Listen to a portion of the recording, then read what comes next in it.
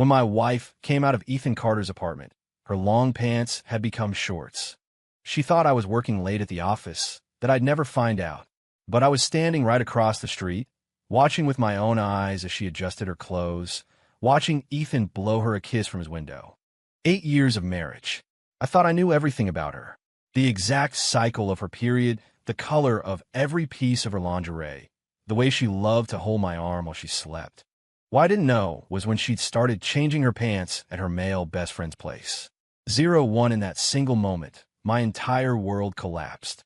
I, Leo Vance, am 28 years old, and I have never felt a rage like this in my entire life. Sarah, wearing a pair of black shorts I had never seen before, stood under Ethan's apartment building, fixing her hair. Her face was flushed with the glow of recent satisfaction, a contented smile playing on her lips. And I, her husband, just stood at the street corner like an idiot, watching the whole scene unfold. I was only there to bring her the office keys she'd left behind. She'd texted me at lunch saying she'd forgotten them and couldn't get into the house after work. I figured I wasn't busy, so I'd drive them over. And this is the scene that greeted me. My wife, walking out of another man's home, having changed her clothes. Ethan blew her a kiss from the window, and she waved back with a bashful little smile. What the hell was this? I fought down the overwhelming urge to storm over there and demand an explanation, hiding in my car as I watched Sarah hail a cab and leave. My hands gripped the steering wheel so tightly my knuckles turned white. 8 years. 8 whole years. I met Sarah when I was 19, started dating her at 21, and married her at 23. I gave her the best years of my youth. I gave her every single dollar I ever earned. Whatever she wanted, I gave her. She said she wanted to learn to paint, so I signed her up for the best art classes in the city. She said she wanted to open a flower shop, so I invested $70,000 without a second thought. She said she wanted to buy that cabin in the mountains, so I drained our entire savings account. I thought we were the happiest couple in the world. My friends all envied me, said I'd hit the jackpot. Sarah was beautiful, had a gentle personality, and knew how to be affectionate. At every party, she'd be on my arm, calling me honey in that sweet, syrupy voice of hers. Only now do I realize it was all a lie. My wife was sleeping with another man behind my back. And not just any man. Ethan, the so-called best guy friend I'd never been able to stand. I remember the first time I met him. I knew something was off about the guy. The way he looked at Sarah was too intense, and he'd always find excuses to touch her hand when he spoke. But Sarah always said I was overthinking it, that Ethan was just a good friend she'd known since college, and I shouldn't let my imagination run wild. And I believed her. For 8 goddamn years, I believed her. Thinking back now, how many nights did Sarah say she was going out to talk with Ethan? How many times did she claim he was in a bad mood and needed company? How often did she tell me he was in trouble and needed her help? And I, like a complete fool, would always say, go ahead. Friends are supposed to be there for each other. I even helped Ethan find a job once. I even went with Sarah to buy him a birthday present. I am the world's biggest idiot. My phone buzzed. A text from Sarah, hey honey, got caught up chatting with Ethan, so I'm just heading home now. Have you eaten yet? Reading that message, a wave of nausea washed over me. She's still lying. She's still putting on an act. She thinks I'm clueless, so she just keeps spinning her web of deceit. I took a deep breath and typed back, not yet. I'll wait for you. If she wants to play a game, I'll play along. But starting today, the rules have changed. I'm going to make her understand the price of betraying Leo Vance. 02. When I got home, Sarah was already busy in the kitchen. She had changed into loungewear, her hair pulled back in a ponytail, and was frying an egg. Hearing the door open, she turned and gave me a sweet smile. Honey, you're home. I made your favorite, spaghetti bolognese. Seeing her look so innocent, my stomach churned with rage. But I suppressed it, walked up behind her, and wrapped my arms around her waist. Thanks, babe. You didn't have to. It's no trouble, she said, leaning back into my embrace. You worked so hard. The least I could do is make dinner. By the way, I asked casually, what were you and Ethan talking about for so long? Sarah's body tensed for a fraction of a second, but she recovered almost instantly. Oh, nothing much. He's just having a tough time at work and needed a vent. You know how he is, basically a big kid who needs someone to talk to when things go wrong. Is that so? I whispered into her ear. And did you make him feel all better? Of course, Sarah said, turning to face me, her eyes as clear as if nothing had ever happened. That's what friends are for. But don't you worry, I just listened to him. Nothing else. Nothing else? Then how'd your clothes change? How did your long pants become shorts? Where did that blush on your cheeks come from? I almost blurted it all out, but I held my tongue. Now isn't the time. Of course I trust you, I said, kissing her on the forehead. My wife is so good to me. You'd never do anything to hurt me, right? Sarah's smile grew even sweeter. You're the best, honey. You always trust me. Trust? As of today, that word no longer exists between us. During dinner, I watched Sarah closely. She acted completely normal, affectionate, caring, just like always. If I hadn't seen what I saw this afternoon, I would never have suspected a thing. She truly is a natural-born actress. Honey, why aren't you eating? Is it not good? Sarah asked, noticing I was staring off into space. No, it's great. Just a little tired, I said, pushing the pasta around my plate. Things have been crazy with the new project at work. Then you should get some rest early tonight. Your health is the most important thing, she said, thoughtfully placing an extra meatball on my plate. Oh, by the way, Ethan wants to take us out to dinner this weekend to celebrate his new job. Are you free? Ethan's treat? To celebrate a new job? I let out a cold, internal laugh. Sure, of course I'm free. If they want to put on a show, I'll be their audience. I want to see just how far these two can take their little performance. Later that night, while she was in the shower, I carefully examined the clothes she'd worn. Just as I thought, I'd never seen the black shorts before, and they carried a scent that didn't belong in our home, a distinct men's cologne. What turned my stomach even more were the suspicious stains I found on her underwear. My wife had definitely done something with Ethan this afternoon, and then she came home, completely unfazed, to cook me dinner.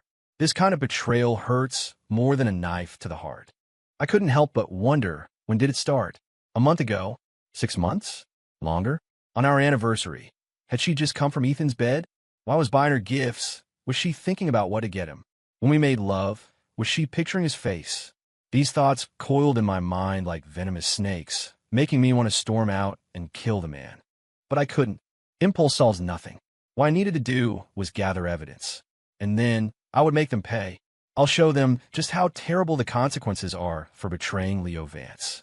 03 the next day at work, I made an excuse to leave the office early. My real destination was the office of a private investigator. I needed concrete proof. The kind of proof that would leave Sarah and Ethan with no room to lie. Mr. Davis was recommended by a friend, a veteran in the business for over a decade. Mr. Vance, I've reviewed your situation, Davis said, lighting a cigarette. To be honest, I've seen cases like yours more times than I can count. The consequences for cheating are so low these days. A lot of people just can't resist the temptation.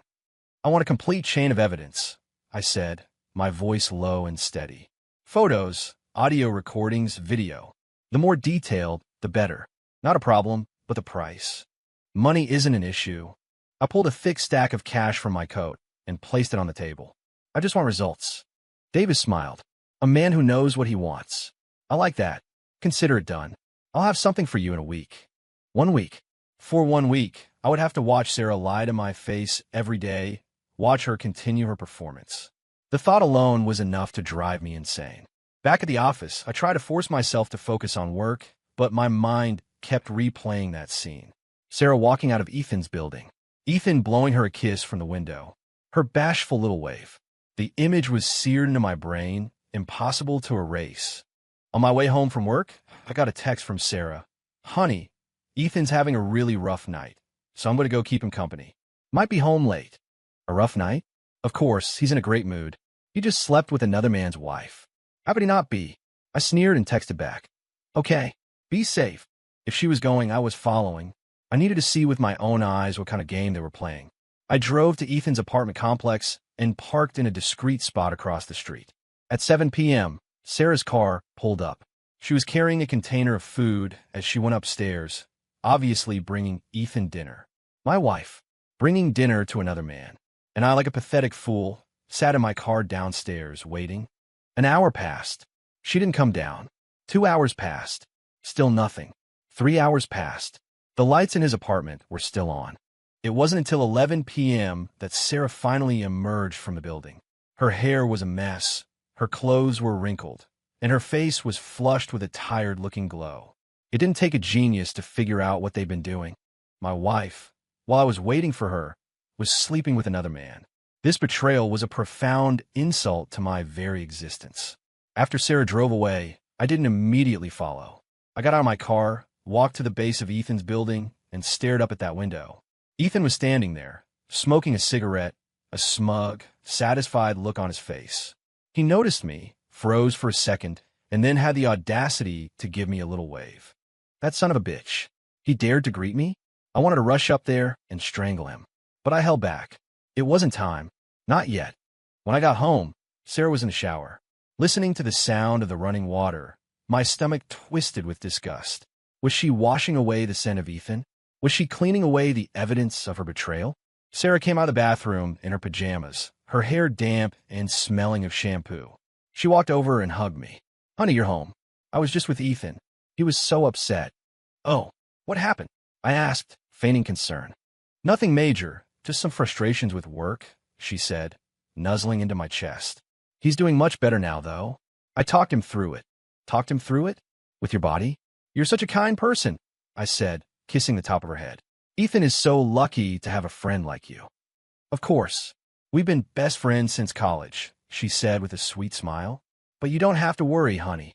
You're the only one for me." "The only one for me? Then what is Ethan?"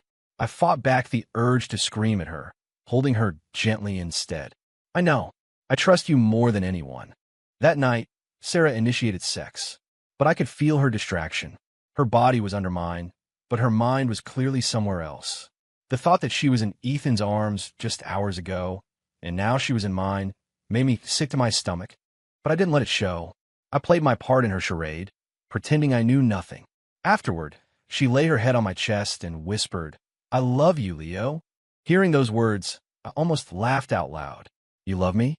If you loved me, why would you betray me? If you loved me, why would you lie? If you loved me, why would you sleep with another man?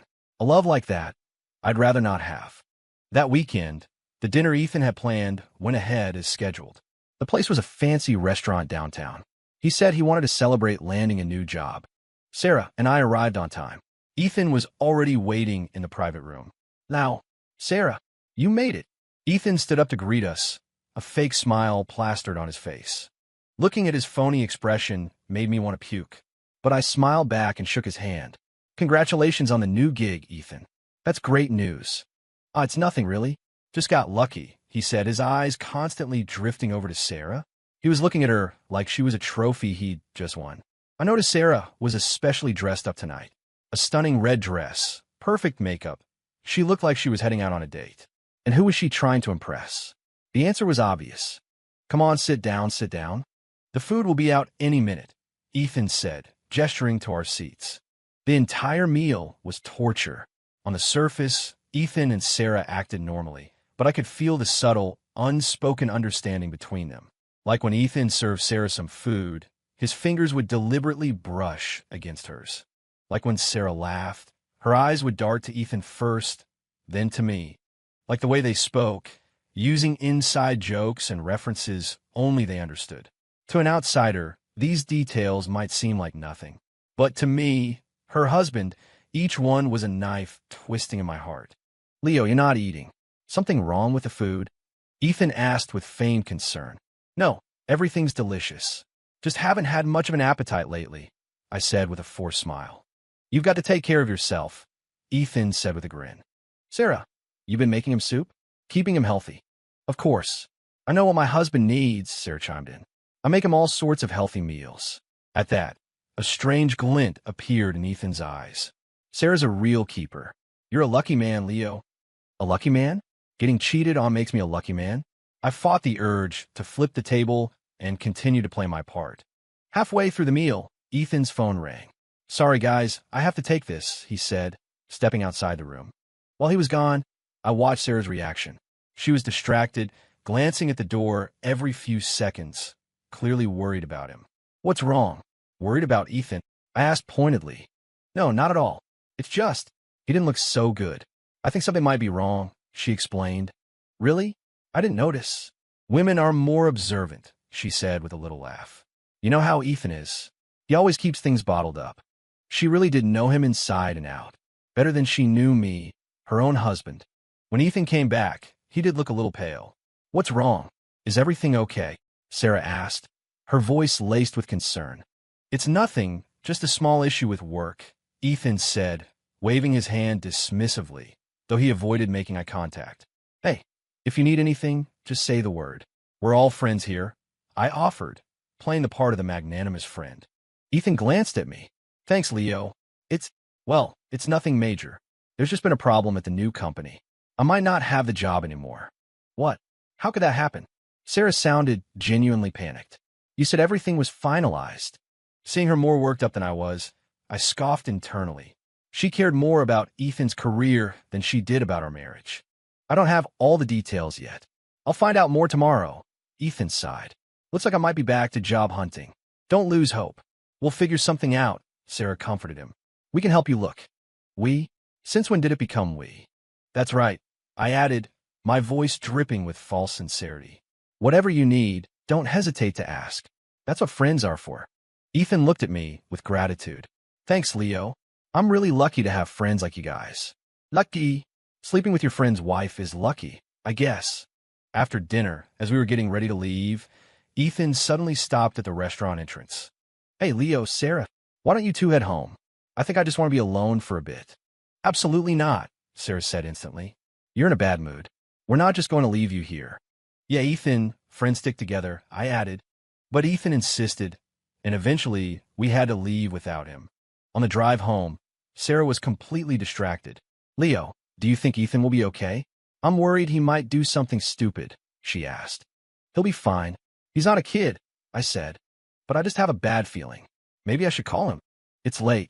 Let's not bother him, I said, cutting her off. But I knew she would find a way to contact him. Sure enough, not long after we got home, Sarah made an excuse to go take a shower, but she actually went into the bedroom to make a call. I tiptoed to the door and heard her whispering to Ethan. Are you okay? I'm so worried about you. What? You want to see me? But it's so late. Okay, all right.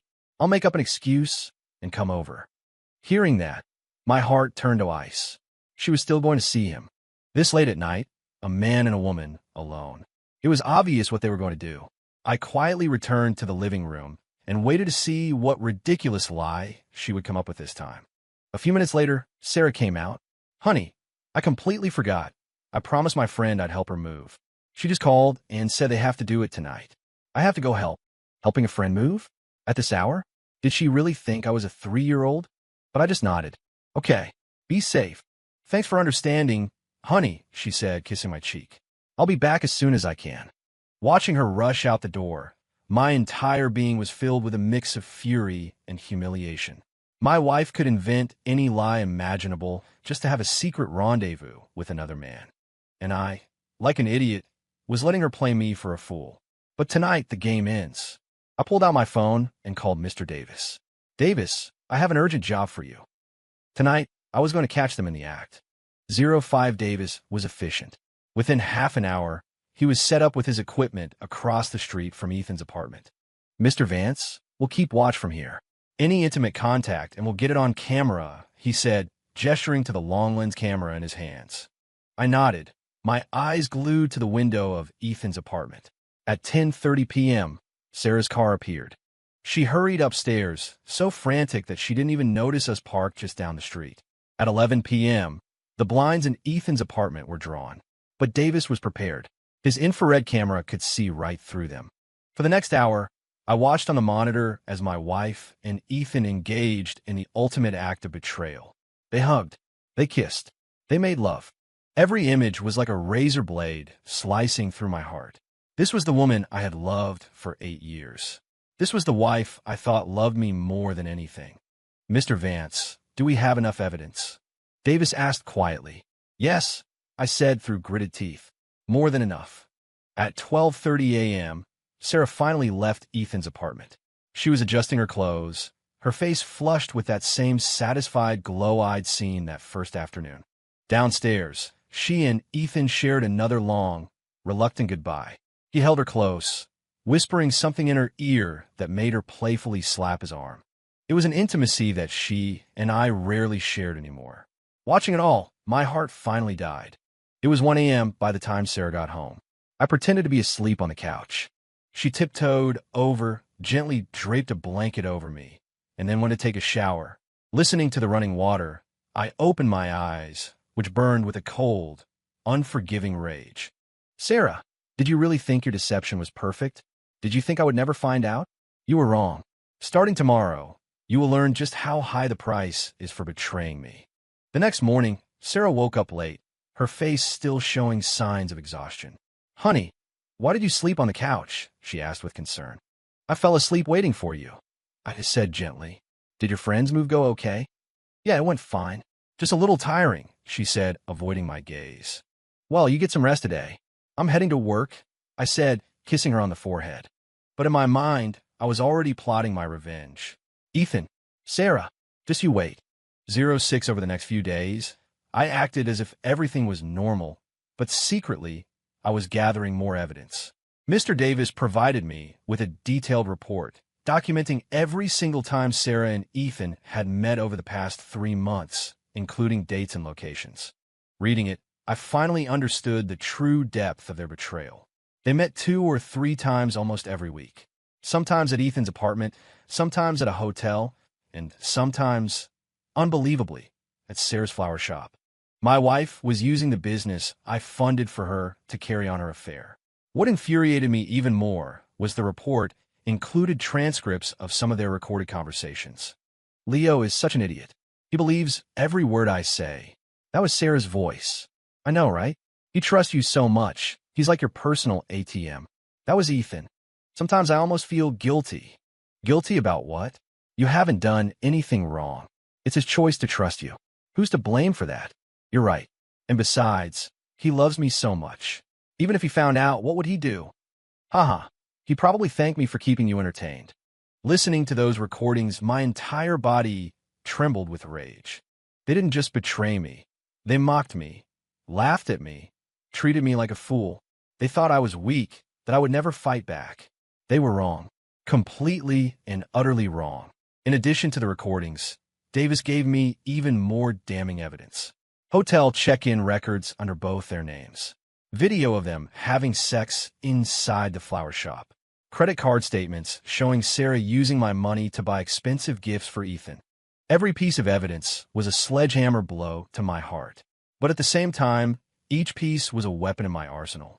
I would use this evidence to utterly destroy Sarah and Ethan, to make them understand the consequences of humiliating Leo Vance. That evening, Sarah made another excuse to go out. She said she was going to a reunion with some old classmates, but I knew she was going to see Ethan. This time, I didn't follow her. I had more important things to do. I made a series of phone calls to Sarah's parents, her best friends, her colleagues. Then I called Ethan's friends and coworkers. I was planning a very special get-together, a party that Sarah and Ethan would never, ever forget. On Friday night, I invited Sarah and Ethan over for dinner. Why the sudden dinner party at home? Sarah asked, a little confused. No special reason. Just wanted to have some friends over, I said with a smile.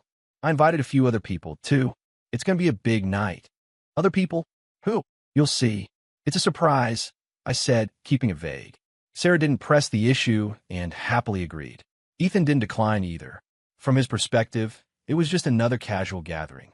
They had no idea it would be the last peaceful moment of their lives. On Friday afternoon, I left work early to prepare. I bought a feast worth of groceries and several bottles of good wine. After all, this was a special occasion. It deserved a proper celebration. A celebration of my impending freedom from betrayal. A celebration of the price Sarah and Ethan were about to pay.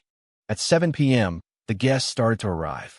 First came Sarah's parents and a few of her closest friends. Then came Ethan's friends and a couple of his coworkers. Finally, a few of my own good friends showed up. Everyone was a bit confused by the sudden, eclectic gathering, but they all came out of respect for me. Leo, what's going on? This is quite a crowd, said Chloe, Sarah's best friend. Nothing much. Just wanted to get everyone together, I said with a pleasant smile. It's rare that everyone's free at the same time. At 7:30, Sarah and Ethan arrived together. They were visibly shocked to see the packed house. Honey, why did you invite so many people? Sarah whispered to me. I wanted to give everyone a surprise, I said, taking her hand. You'll see what it is in a little bit. Sarah smiled, but I could feel a tremor of nervousness in her hand. Ethan was the same. His eyes darted around the room, clearly uncomfortable. Their instincts were telling them something was wrong tonight. But it was too late. By 8 p.m., everyone had arrived. I stood in the center of the living room and raised my glass. Everyone, thank you all for coming tonight. I have something very special to share with all of you. What is it, Leo? Someone asked. I smiled and pulled out the projector I had set up earlier. Some photos and videos. About two very special people. The color drained from Sarah's face. Leo, what are you about to show? Something you all deserve to see, I said coldly. Then, I turned on the projector. The first image flashed onto the wall. It was a photo of Sarah leaving Ethan's apartment, adjusting her shorts while Ethan blew her a kiss from the window. The room fell silent. Sarah's face went completely white. Leo, don't talk. I cut her off. The best is yet to come. The slideshow that followed documented every one of Sarah and Ethan's secret meetings over the past 3 months. The hotel check-ins, the illicit encounters in the flower shop, and finally, the audio recording of them mocking me. Each piece of evidence landed like a bombshell, stunning everyone in the room. Sarah's mother was the first to react, pointing a trembling finger at her daughter. You shameless girl, how could you do something like this? Sarah's friends stared at her in disbelief. Ethan tried to speak up. Everyone, just listen, it's not what you think. Not what we think. I sneered. Then tell me, where did these photos and recordings come from? Ethan opened his mouth, but no words came out. Suddenly, Sarah dropped to her knees, grabbing my legs and sobbing. Leo, I'm sorry I was wrong. Please forgive me. Looking down at her, I felt nothing. No pity, only a profound sense of disgust. Forgive you. I kicked her hand away. You cheated on me for 3 months, laughed at me behind my back like I was a fool, and now you think a simple I'm sorry is enough? The atmosphere in the room was thick with tension. No one knew what to say. Sarah continued to plead, her voice choked with tears. Leo, I know I was wrong. It will never happen again. Please, just give me one more chance. A chance. I looked down at her, my voice dripping with contempt. Did you ever think about giving me a chance? When you were in bed with Ethan, did you ever once think about my feelings? Sarah's sobs grew louder. I didn't think. I really didn't. I was confused. I made a mistake. A mistake? 3 months is a mistake? My voice grew colder. Sarah, do you really think I'm an idiot? At that moment, Ethan stood up abruptly. That's enough, Leo. You've gone too far. All eyes turned to him, shocked that he still had the nerve to speak. Too far. I turned my attention to Ethan, my eyes burning with murderous intent. The man who slept with my wife is telling me I've gone too far. We're in love, Ethan declared, as if that justified everything. You don't understand, Sarah. You don't know how to love her. That was the last straw. The room erupted. Sarah's father lunged forward and slapped Ethan across the face. You bastard. I held him back. Sir, don't dirty your hands. Then, I walked up to Ethan and punched him squarely in the jaw. He crumpled to the floor, blood pouring from his nose. In love. I planted my foot on his chest. Then why didn't you have the decency to be together openly? Why did you have to sneak around? Why did you have to lie to me? Ethan struggled beneath my foot, but he was pinned. Let me make one thing clear to everyone here, I said, scanning the faces in the room. This is just the beginning. I will make both of you understand the true cost of betraying Leo Vance. Sarah looked at me, her eyes wide with terror. Leo, what are you going to do? I gave her a chilling smile. You'll find out soon enough. 08, the party ended in chaos. Guests filed out one by one, their faces a mixture of shock and disbelief. Before leaving, Sarah's parents delivered their final words to her. As of today, you are no longer our daughter. Sarah cried out, trying to stop them, but they walked away without a backward glance. Ethan was hauled away by his friends, shooting me a hateful glare as he left. Now, only Sarah and I remained in the living room. She was still on the floor, a broken, sobbing mess. Leo, please, I'm begging you, forgive me this one time, she pleaded, clinging to my leg. I know I was wrong. I'll never do it again. I looked down at her, my heart a stone in my chest. This was the woman who, just 3 months ago, had told me she loved me. The woman who had played the part of the innocent wife so perfectly. The woman with whom I had planned a future. Now, as she begged for mercy at my feet, I felt absolutely nothing. "Sarah," I said, crouching down and tilting her chin up so she had to look at me. "Do you know what I hate more than anything?" She shook her head, tears streaming down her face. "I hate being played for a fool," I said, each word sharp and deliberate. "You and Ethan didn't just betray me. You laughed at me, and that is something I will never, ever forgive." "I didn't laugh at you," she denied frantically. "I never did." I smirked, pulled out my phone, and played the recording. When Sarah heard her own voice calling me an idiot, a look of utter despair washed over her face. She knew then that there was no way back. Now, her voice trembled. I was just angry. I didn't mean it. I never really thought that about you." Angry, I stopped the recording. "And when Ethan called me your personal ATM, and you laughed and agreed, was that just you being angry too?" Sarah opened her mouth, but no defense came. The truth was the truth. No amount of explaining could change it. "Leo, I'm begging you." She started using my name, knowing she no longer had the right to call me her husband. "For the sake of our 8 years together, please give me another chance. I swear I'll never see Ethan again. I'll be a good wife." 8 years. "Sarah, you have the nerve to bring up our 8 years together?" I stood up, looming over her. "In all that time, was there ever a single day you truly loved me?" "Yes, I loved you. I still love you," she cried desperately. "What happened with Ethan was just physical. My heart has always been with you." Hearing that, I almost laughed. Just physical? Did she really think that would make me feel any better? "You know, Sarah," I said coldly, "if you had just told me you didn't love me anymore and wanted a divorce, I might have respected your honesty. But you chose betrayal and deceit, and that is something I can never accept." "I do love you," she sobbed. "I really do. I just got lost for a moment. Leo, we were married for 8 years. Doesn't that count for anything? Doesn't it deserve one chance at forgiveness?" "No," I said without a moment's hesitation.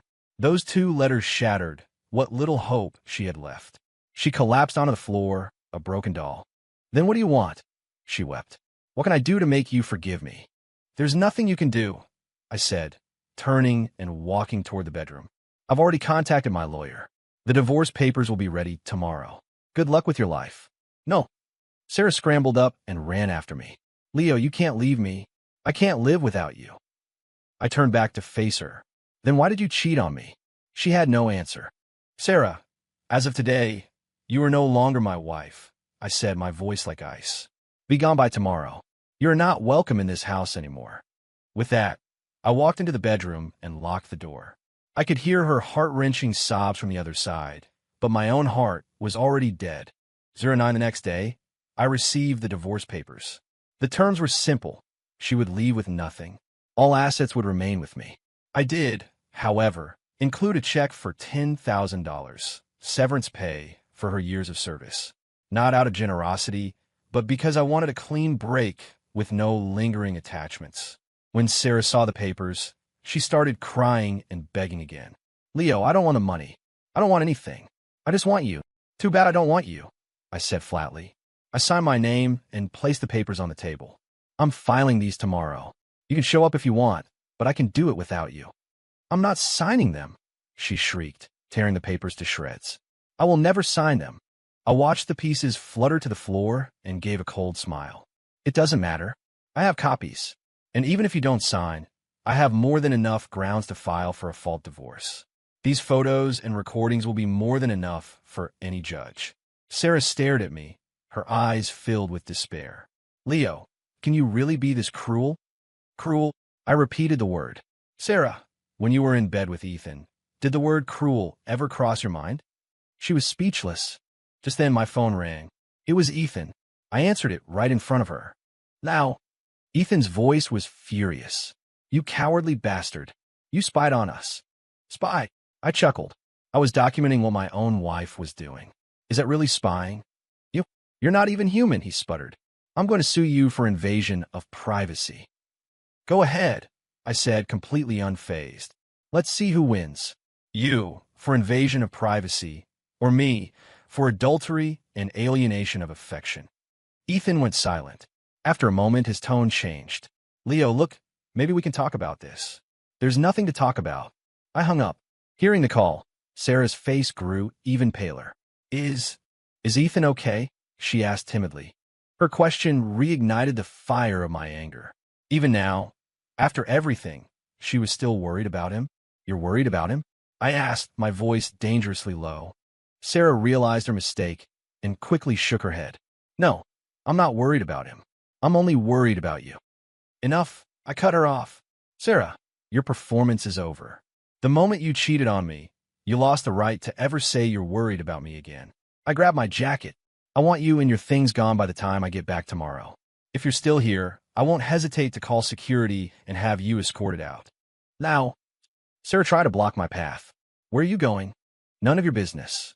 I pushed past her and walked out the door. I could hear her crying behind me, but I didn't look back. Some mistakes can't be undone. Some betrayals can't be forgiven. 3 months later, I moved to a new city. New job, new apartment, new life. Sarah had sent me countless texts and left dozens of voicemails, but I ignored them all. She said she had broken things off with Ethan, that she regretted what she'd done every single day, and that she would do anything to win me back. But my heart was already dead. Any love I ever had for her was gone. A friend told me that because of the scandal, Sarah's reputation in our old circle was completely ruined. Her flower shop went out of business, her friends ghosted her, and even her own parents refused to see her. She had become a wreck, a shadow of her former self. Hearing this, I felt nothing. This was the price of betrayal. As for Ethan, I heard his company fired him for the damage the incident had caused to their public image. Now, he was struggling to find work. His name was toxic. He got what he deserved. A year later, a friend told me Sarah had a nervous breakdown and was hospitalized. He asked if I was going to visit her. I said no. Leo, she was your wife. And look at the state she's in. Don't you feel even a little bit sorry for her? He asked. No, I said plainly. She made her choices. These are the consequences. A few months after that, I received a call from an unknown number. It was Sarah's voice, but it was weak and frail. Now, it's me. My first instinct was to hang up, but for some reason, I didn't. I know you don't want to talk to me, she said, her voice trembling, but I wanted to tell you. I'm leaving. Leaving? I frowned. I have severe depression. The doctors say I'm a suicide risk, she said with a bitter laugh. Maybe it's for the best. At least I won't be in pain anymore. For a fleeting second, I felt a flicker of something, but it vanished as quickly as it came. So why are you calling me? I asked coldly. I just wanted to hear your voice one last time before I go, she sobbed. Leo, I am so sorry. If there's a next life, I promise I will never hurt you again. Sarah, I interrupted. If there's a next life, I hope we never meet. I hung up the phone. A week later, I got the news. Sarah had killed herself. In her suicide note, she wrote that she had destroyed her own life, that she was sorry, and that she hoped I could find happiness. When I heard the news, I was sitting in my office, watching the sunset. I thought I would feel something, anger, sadness, maybe even relief. But there was nothing, a complete void. Sarah's death felt as distant as the death of a stranger. My heart had died the moment she betrayed me. Not long after, I learned that when Ethan heard about Sarah's death, he suffered a complete psychotic break. He was now in a psychiatric hospital, incoherent and lost to the world. Some might call it karma. I think that's the perfect word for it.